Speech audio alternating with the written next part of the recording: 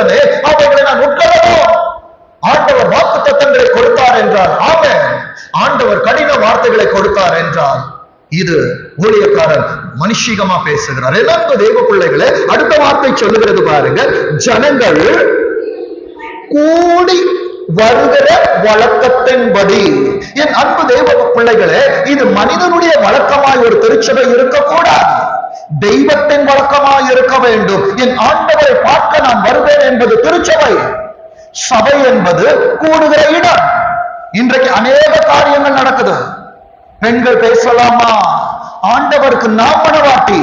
ஆண்டவருடைய சமூகத்திலே கலாத்தியரில் எழுதப்பட்டிருக்கிறது, ஆண் என்றும் இல்லை பெண் என்றும் இல்லை, தேவ சமூகத்திற்கு சபைக்கு நீ வரவில்லை, திருச்சபைக்கு வந்திருக்கிறாய். திரு என்பது அரசன்.